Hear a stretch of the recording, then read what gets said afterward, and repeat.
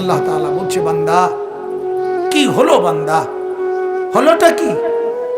মাটির উপরে একটা ঘর, সেটারে কত যত্ন করে সাজাইলা, কত দামি টাইলস, কত খাট পালং সোফা, ফার্নিচার, ফ্রিজ, এসি, দরজা জানালা, কত সুন্দর করে মাটির উপরের ঘর সাজাইলা।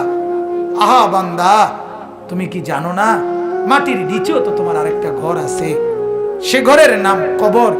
ওইটাকে সাজাইলা না কেন?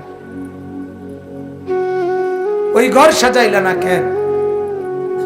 মাটির উপরের ঘর যদি সাজে খাট পালং আর সোফা দিয়ে, তো মাটির নিচের ঘর সাজে জিকির তাসবিহ তেলাওয়াত দিয়ে, আল্লাহ তাআলার গোলামি দিয়ে, সেজদা দিয়ে, নামাজ দিয়ে, হালাল ভক্ষণ করে কবরের ঘর সাজাইতে হয়।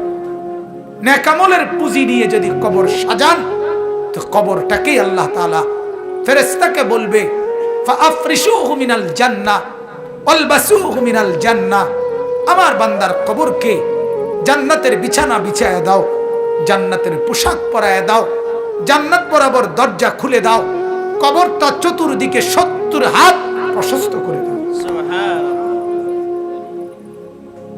এরপরে এভাবে করার পরে নেককারের কাছে সুন্দর হাসানুল ওয়াজহ, সুন্দর চেহারার আকৃতির এক নওজোয়ান আসবে। তখন কবর ব্যক্তি বলবে, আমি তো আপনাকে চিনলাম না। তখন সে বলবে, আনা আমালুকা সালেহ, আমি তোমার সারা জিন্দেগীর নেক আমল। আজ প্রস্তুতি নাও, জান্নাতে তোমার বন্ধুদের সাথে, জান্নাতের মেহমানদের সাথে, তোমার আত্মীয়দের সাথে মিলিত হবে। এটার খুশখবরই আমি তোমাকে দিতে আসছি।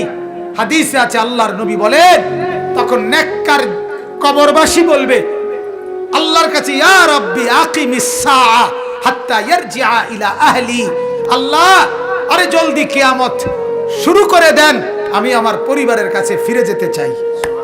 মানে জান্নাতে যেতে চাই, জান্নাতে যেতে চাই। এজন্য কবরকে ভয় করেন। আপনি আমি প্রতিদিন দেখতেছি, প্রতিদিন মানুষ কবরে যায়, যায় কিনা বাপ? ওরা কেউ মরতে চায় নাই, কিন্তু মৃত্যু তাদের কাউকে রাখে নাই।